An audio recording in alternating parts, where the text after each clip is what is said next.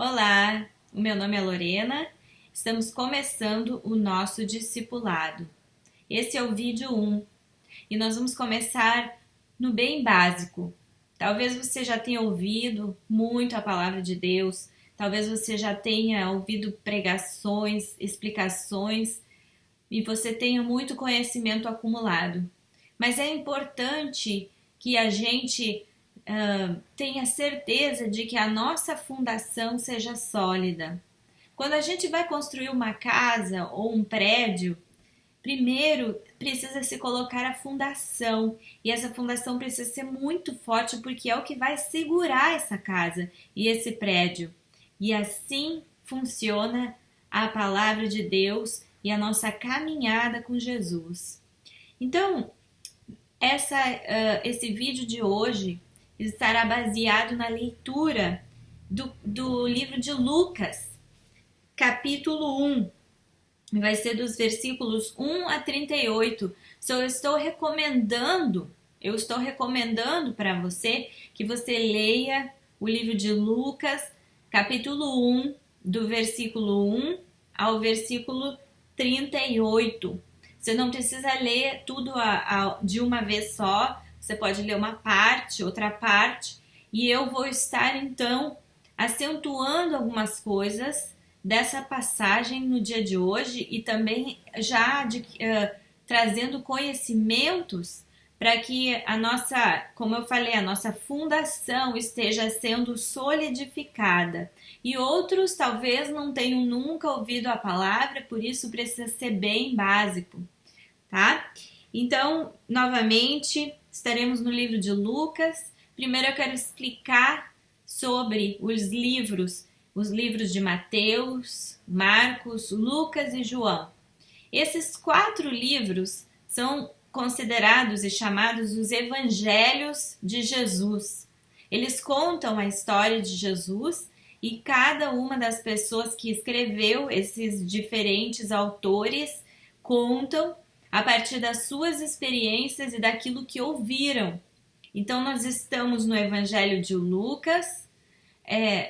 O Evangelho de Lucas pode também ser chamado o Evangelho de Jesus Cristo conforme Lucas, de acordo com Lucas, tá?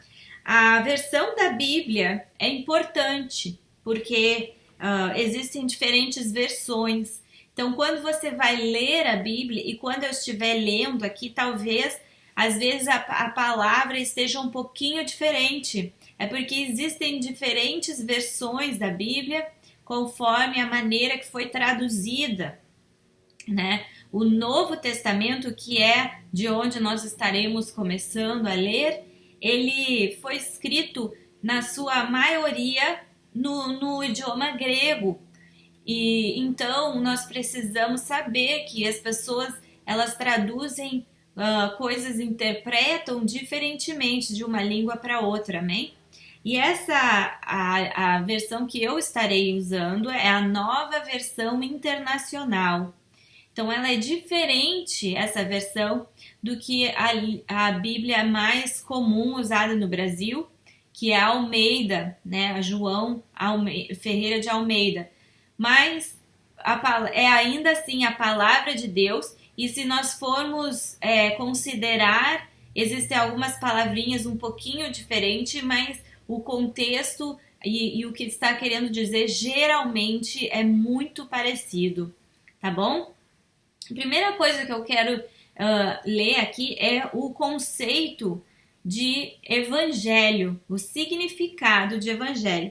Evangelho vem do grego e diz, e ele é as notícias de um grande evento histórico que muda a condição dos ouvintes e que requer uma resposta. Então, eu vou ler de novo. O significado de evangelho é notícias de um grande evento histórico que muda a condição dos ouvintes e que requer uma resposta. Então, quando você aceitou Jesus como seu Senhor e Salvador, você primeiro ouviu o Evangelho. né? E essa é a maneira mais comum na qual as pessoas se tornam cristãs. Você ouviu o evangelho, que são essas notícias, né? Que de um grande evento histórico. Que evento histórico é esse? Bom, nós vamos começar a estudar sobre esse evento histórico, mas se a gente quiser simplificar muito, é assim, basicamente, o Filho de Deus, Jesus Cristo, veio aqui para essa terra, nasceu como um bebê, cresceu e viveu uma vida sem pecados, e depois ele teve um tempo de ministério de 3 anos mais ou menos. Depois ele morreu na cruz, porque esse era o propósito da vida dele, porque ele levou os nossos pecados nas suas costas, naquela cruz, e após 3 dias ele ressuscitou. Ficou mais ou menos entre 40 e 50 dias aqui na terra ainda, sendo visto por muitas pessoas, e depois ele ascendeu ao Pai. Esse é o Evangelho de Jesus Cristo.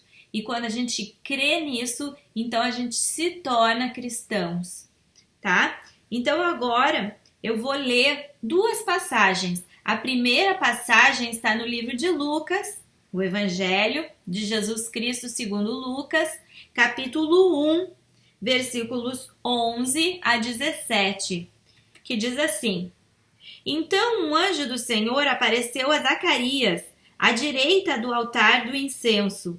Quando Zacarias o viu, perturbou-se e foi dominado pelo medo. Mas o anjo lhe disse: Não tenha medo, Zacarias. Sua oração foi ouvida. Isabel, sua mulher, lhe dará um filho, e você lhe dará o nome de João. Ele será motivo de prazer e de alegria para você, e muitos se alegrarão por causa do nascimento dele, pois será grande aos olhos do Senhor. Ele nunca tomará vinho nem bebida fermentada, e será cheio do Espírito Santo desde antes do seu nascimento, para retornar muitos dentre o povo de Israel ao Senhor, o seu Deus, e irá diante do Senhor no espírito e no poder de Elias, para fazer voltar o coração dos pais a seus filhos e os desobedientes à sabedoria dos justos, para deixar um povo preparado para o Senhor. Então aqui está o anjo anunciando a chegada de João, né, que foi o primo de Jesus, e ele veio 6 meses antes que Jesus, e o ministério de João, então, foi para preparar o caminho do Senhor. Aqui está na última frase, diz, para deixar um povo preparado para o Senhor. Então, ao mesmo tempo que João ele pregava o arrependimento, né, dos pecados, que as pessoas se arrependessem, que as pessoas se dessem conta de que pecaram e não tinham como chegar a Deus, e que elas queriam, e declarando que elas queriam se tornar de volta a Deus, ele batizava essas pessoas na água, mas ele já anunciava que após ele mesmo viria um muito maior do que ele. E João dizia assim: eu não sou digno nem de desatar as sandálias dele. Então João sabia que o motivo pelo qual ele veio para esse mundo, o propósito da vida dele era preparar o povo para receber Jesus, né? Então agora eu quero falar só um pouquinho, porque nessa passagem falou que ele iria ser cheio do Espírito Santo desde antes do seu nascimento. Nós vamos ler sobre isso depois, no próximo vídeo, muito provavelmente. E então eu vou deixar essa parte de ele ser cheio desde o seu nascimento, mas eu vou entrar quem é o Espírito Santo. Então é o seguinte: cristãos creem que Deus ele tem 3 partes, mas são partes dele mesmo. Mas ele tem 3 partes e 3 diferentes personalidades, né? Então ele age de maneiras diferentes, em lugares diferentes, dependendo de qual é a parte dele que está agindo, né? Então, as três partes são Deus Pai, Deus Filho e Deus Espírito Santo. E o Espírito Santo é aquilo que nos dá vida, de dentro para fora. O Espírito Santo, ele acorda o nosso espírito. Quando a gente crê em Jesus, ele vem para o nosso coração, a gente convida o Espírito Santo para morar no nosso coração e ele começa então a nos levantar, nos iluminar.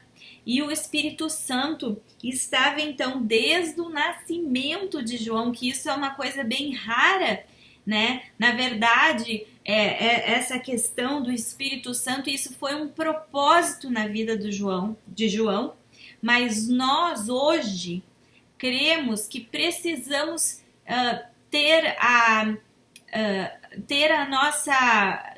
Nós precisamos convidar ele a vir ao nosso coração, então já precisamos estar em alguma idade em que nós podemos entender quem é Jesus, né? Para nós podermos aceitar ele e para ele vir para o nosso coração porque nós queremos.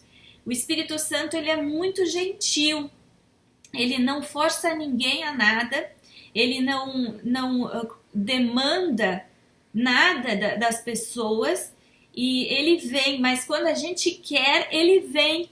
Então a gente convida ele e a gente convida ele diariamente para as nossas vidas. Amém?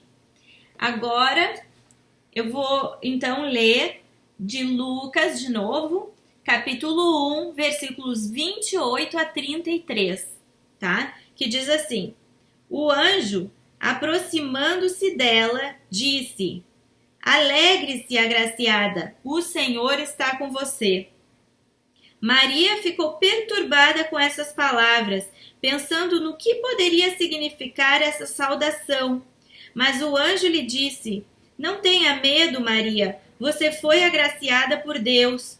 Você ficará grávida e dará à luz a um filho, e lhe porá o nome Jesus. Ele será grande e será chamado Filho do Altíssimo. O Senhor Deus lhe dará o trono do seu pai Davi, e ele reinará para sempre sobre o povo de Jacó. Seu reino jamais terá fim. Então, amados, aqui a gente pode ver que foi quando Maria teve esse encontro com o anjo Gabriel. E ela era uma menina, ela não sabia como isso poderia acontecer, mas aqui o anjo está dando as notícias de que Jesus vai nascer dela, do ventre dela. E nós podemos ver aqui que Deus, ele não força a pessoa, porque o anjo veio, deu a notícia para Maria, mas esperou a sua reação. E quando vocês lerem as passagens, quando você lê do versículo 1 ao versículo 38, você vai ver que Maria teve a reação de que o que o Senhor quiser, Pai, será feito. Eu confio no Senhor e eu me sinto honrada com isso. Então, novamente, o conceito de evangelho são notícias que mudam. São notícias de um acontecimento histórico, algo que vai acontecer, que mudam a pessoa completamente, mas que também requer uma resposta da pessoa. Então, Maria teve a resposta, graças a Deus, e é por isso que eu tô aqui discipulando pessoas. Eu gostaria que vocês me enviassem qualquer pergunta, né? Podem me enviar por texto ou podem gravar mensagem de áudio para que a gente possa estar esclarecendo, mas eu espero então que essas notícias dessas duas passagens, a vinda de João Batista e a vinda de Jesus, já tenha significado para você uma resposta, uma explicação do que é o Evangelho de Deus. Amém? Que Deus abençoe você e nós nos vemos no próximo vídeo. Tchau!